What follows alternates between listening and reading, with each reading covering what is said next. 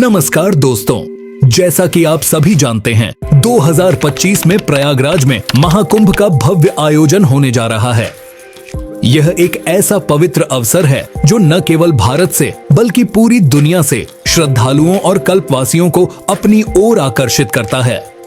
आज के इस विशेष वीडियो में हम विस्तार से चर्चा करेंगे कि कल्पवास का वास्तविक अर्थ क्या है, कल्पवास का सनातन धर्म में महत्व, कल्पवास के नियम, अनुशासन और 2025 में कल्पवासियों की अनुमानित संख्या। पर शुरुआत करते हैं इस बार के महाकुंभ की कुछ रोचक जानकारी से। कुंभ पर्व के आयोजन को लेकर 2-3 पौराणिक कथाएं प्रचलित हैं, जिनमें से सर्वाधिक मान्य कथा देव दानवों द्वारा समुद्र मंथन से प्राप्त अमृत कुंभ से अमृत बूंदें गिरने को लेकर है। महाकुंभ हर 12 साल में एक बार आयोजित होता है, लेकिन इस बार का महाकुंभ और भी खास है क्योंकि यह एक दुर्लभ पूर्ण महाकुंभ का अवसर लेकर आ रहा है। यह वह क्षण है जिसे हमारी पीढ़ी में पहली बार देखने का सौभाग्य मिल रहा है।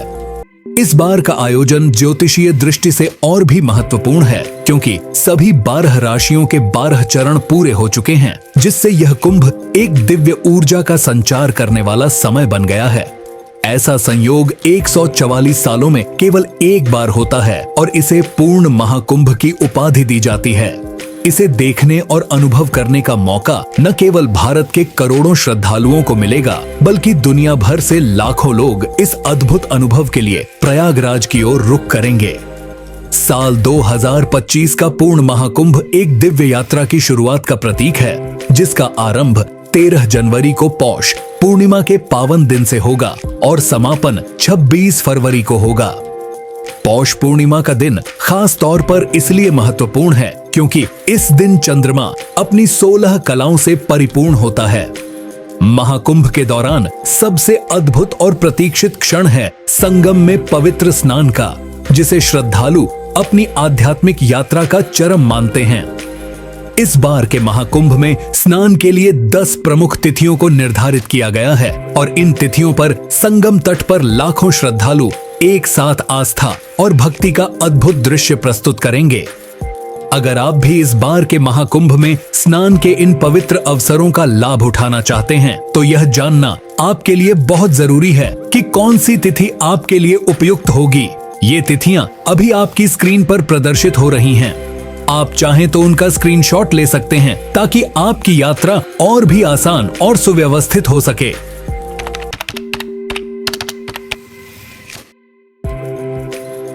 कल्प, जो ब्रह्मा के एक दिन के बराबर माने जाने वाले काल का प्रतीक है, सृष्टि के चक्र का वह आधार है जिसे समझना मानव बुद्धि के लिए भी एक अद्भुत और रहस्यमय अनुभव है। यह समय चक्र इतना विशाल है कि पृथ्वी पर इसका एक कल्प लगभग 4 अरब 32 करोड़ वर्षों के बराबर होता है। इस अवधि में सृष्टि, प्रलय और पुनः सृजन के महान चक्र पूरे होते हैं। लेकिन इस चक्र के सबसे रोचक और आध्यात्मिक पहलू की बात यह है कि इस पूरे कल्प के पुण्य को केवल 30 दिनों में प्राप्त किया जा सकता है, जिसे कल्पवास कहा जाता है। कल्पवास अपने आप में एक ऐसी साधना है जिसमें आत्मा, शरीर और मन को शुद्ध करने का अवसर मिलता है। यह समय विशेष रूप से उस अद्भुत योग और दिव्यता का अनुभव करने के लिए होता है जब प्रकृति, ब्रह्मांड और आत्मा का अद्वितीय संगम होता है। इस बार यह दुर्लभ संयोग प्रयागराज में गंगा, यमुना और अदृश्य सरस्वती के संगम पर बन रहा है। यह संगम केवल नदियों का मिलन नहीं, बल्कि आध्यात्मिक ऊर्जा का केंद्र है, जो हर कल्पवासी को अपने भीतर की दिव्यता को पहचानने का अवसर प्रदान करता है। पौराणिक कथाओं में कहा गया है कि इस अद्भुत समय पर स्वयं देवता भी स्वर्ग से उतरकर मानव रूप में संगम तट पर कल्पवास का अनुभव करना चाहते हैं। ऐसा माना जाता है कि इस 1 महीने की साधना में शामिल होकर वे भी उस पुण्य और शांति को प्राप्त कर सकते हैं जो लाखों वर्षों के तप और साधना के बाद संभव होता है। साल 1954 का कुंभ मेला इतिहास के पन्नों में एक खास अध्याय के रूप में दर्ज है। उस वर्ष भारत के पहले राष्ट्रपति डॉक्टर राजेंद्र प्रसाद ने इस भव्य आयोजन में हिस्सा लिया और प्रयागराज के ऐतिहासिक अकबर के किले में कल्पवास किया।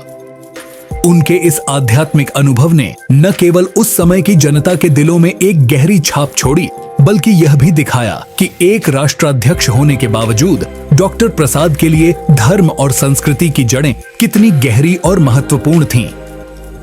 डॉक्टर राजेंद्र प्रसाद के कल्पवास के लिए अकबर के किले की छत पर विशेष रूप से एक कैंप का आयोजन किया गया था। उस स्थान को प्रेसिडेंट व्यू के नाम से जाना जाने लगा और यह आज भी कुंभ मेले के इतिहास और भारत की सांस्कृतिक धरोहर का एक खास हिस्सा है। कल्पवास, जो कि आत्मशुद्धि और आध्यात्मिक साधना का प्रतीक है, उसके नियम न केवल बाहरी अनुशासन के लिए हैं, बल्कि आंतरिक शुद्धि और आत्मसंयम को भी प्रेरित करते हैं। पद्म पुराण में कल्पवास के 21 नियम बताए गए हैं, जिनका पालन हर कल्पवासी के लिए अनिवार्य होता है। ये नियम जीवन को अनुशासित करने और आध्यात्मिक अनुभव को गहराई तक ले जाने के लिए बनाए गए हैं। सबसे पहला और सबसे महत्वपूर्ण नियम है जमीन पर सोना। यह केवल एक शारीरिक क्रिया नहीं, बल्कि समर्पण और तप का प्रतीक है। जमीन पर सोने से व्यक्ति अपने अहंकार और विलासिता को त्याग कर सादगी और प्रकृति के करीब आता है। इस नियम का पालन करते हुए कल्पवासी एक नई आध्यात्मिक ऊर्जा का अनुभव करते हैं। दूसरा नियम भोजन से जुड़ा है। कल्पवास के दौरान भोजन स्वयं बनाना और दिन में केवल एक बार भोजन करना अनिवार्य होता है। यह नियम तप और संयम का भी अभ्यास कराता है। भोजन सात्विक और शुद्ध होना चाहिए, जो शरीर और मन दोनों को शुद्ध करता है। स्नान का भी विशेष महत्व है। कल्पवासी को दिन में 3 बार स्नान करना अनिवार्य होता है। सुबह का स्नान नई शुरुआत का प्रतीक है, दोपहर का स्नान शरीर की ऊर्जा को संतुलित करता है और शाम का स्नान मानसिक शांति और आत्म मंथन के लिए होता है। यह तीनों स्नान न केवल शरीर को स्वच्छ करते हैं, बल्कि आत्मा को भी शुद्ध करते हैं। कल्पवास के दौरान धार्मिक अनुष्ठान जैसे भागवत पाठ, राम कथा और संध्या आरती भी अनिवार्य हैं। ये अनुष्ठान व्यक्ति को ईश्वर से जोड़ते हैं और आध्यात्मिक मार्ग पर आगे बढ़ने की प्रेरणा देते हैं। इन क्रियाओं के माध्यम से व्यक्ति अपने भीतर की शांति और दिव्यता का अनुभव करता है। सत्य बोलना, अहिंसा का पालन करना, इंद्रियों पर नियंत्रण रखना, करुणा और दया का भाव रखना और ब्रह्मचर्य का पालन करना भी कल्पवास के नियमों का हिस्सा हैं।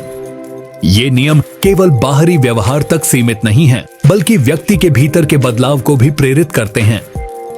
सत्य और अहिंसा का पालन करने से व्यक्ति की आत्मा और मन शुद्ध होते हैं। इंद्रियों पर संयम और ब्रह्मचर्य का पालन जीवन को संतुलन और अनुशासन देता है। अनुमान है कि इस बार के महाकुंभ में लगभग 45 करोड़ लोग प्रयागराज के पवित्र संगम तट पर एकत्रित होंगे, जो इसे मानव इतिहास के सबसे बड़े आध्यात्मिक आयोजनों में से एक बनाता है। इनमें से लगभग 10 करोड़ कल्पवासी होंगे, जो संगम किनारे पूरे 1 महीने का कल्पवास करेंगे। यह संख्या न केवल इस आयोजन की दिव्यता को दर्शाती है, बल्कि इसकी अद्वितीयता और भव्यता को भी उजागर करती है। कल्पवासियों के लिए संगम के किनारे विशाल और विस्तृत टेंट सिटी बनाई गई है, जो एक अस्थायी लेकिन पूरी तरह सुसज्जित नगरी का रूप ले लेगी। यह टेंट सिटी लाखों श्रद्धालुओं को उनके 1 महीने के तप, साधना और भक्ति के दौरान आवश्यक सभी सुविधाएं प्रदान करेगी। यह केवल एक साधारण आवासीय व्यवस्था नहीं है, बल्कि एक ऐसा स्थान है जहां साधना और संयम के इस पवित्र काल को जीने के लिए हर सुविधा उपलब्ध कराई जाएगी। हम आशा करते हैं कि यह जानकारी आपको महाकुंभ और कल्पवास के महत्व को समझने में मदद करेगी। अगर आपको यह वीडियो पसंद आया हो तो इसे लाइक करें, शेयर करें और अपने विचार हमें कमेंट्स में जरूर बताएं। हमारे चैनल को सब्सक्राइब करें और बेल आइकन दबाना न भूलें, ताकि आप तक महाकुंभ से जुड़ी हर नई जानकारी सबसे पहले पहुंच सके। अब विदा लेते हैं, लेकिन अगली बार फिर मिलेंगे एक और रोचक विषय के साथ। तब तक के लिए कमेंट सेक्शन में लिखते जाएं, जय गंगा मैया, जय संगम तट और जय महाकुंभ।